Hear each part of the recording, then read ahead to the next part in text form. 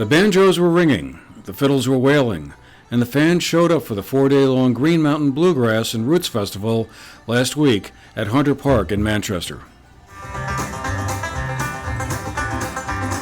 Now in its second year, the festival, which featured more than 30 bands and performers, saw another large crowd come out to camp out or pass through for a part of it to enjoy the down-home country music offered by the musicians.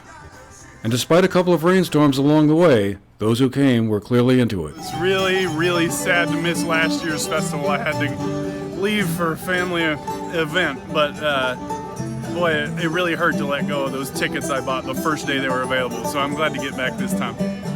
Oh, it's absolutely the music. I think that in this particular niche, the bluegrass, old-time, roots music, these are some of the best musicians we could possibly dream of having around here. So as a West Virginia boy, this really speaks to me. What do you think, Hazel?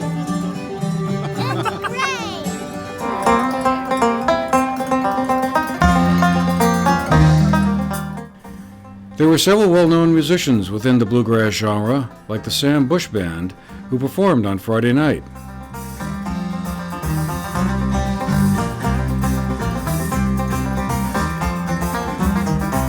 When I go, it depends what they spend, and it's cold.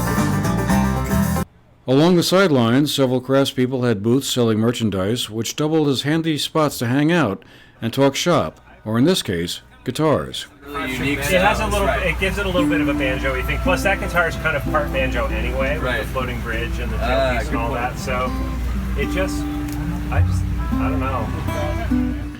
In addition to being a lot of fun for the folks who passed through for the festival for one or more of the days, Bennington County Chamber of Commerce Director Matt Harrington said events like this had a benefit beyond the immediate concert grounds.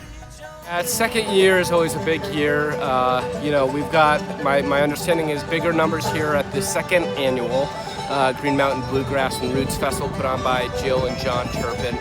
So bigger crowds this year, sunnier than last year, but always a huge thank you to that producer and the people that pulled this together, because it's things like this that get people to Manchester, get them checking out not only the Riley Rink and the North Shire Civic Center, but they rent lodging and they go and they eat out and they buy and they shop. So it's always good to have festivals like this in our region. I saw that he was headed for the trail. I jumped upon him just as easy as a snail. Grabbed that dog by the end of his tail, but it's all gone now.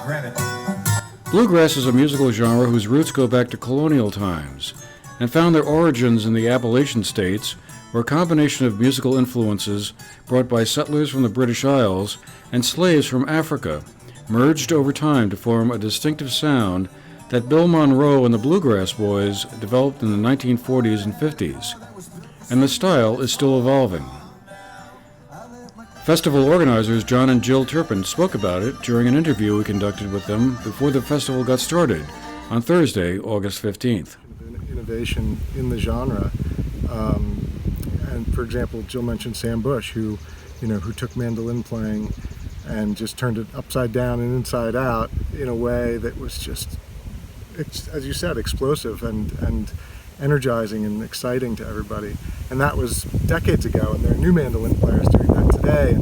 And the previous generation, like Sam Bush, supports the next generation, who supports the next generation. So there's that continuity of support within the genre. On their front porch and in the fields with their instruments playing together and picking together. So I think there's a lot of history that is, part of the music and storytelling. The songs, the traditional bluegrass and roots songs are part of American history, and these songwriters wrote about their lives, and I think that's something that a lot of the musicians throughout the time have just hearkened to. There's no shortage of locally grown bluegrass music to be found around here the rest of the year, but hopefully next year, the next Bluegrass and Roots Festival will be back to offer more fun and good times. For the GNAT-TV News Project, I'm Andrew McKeever.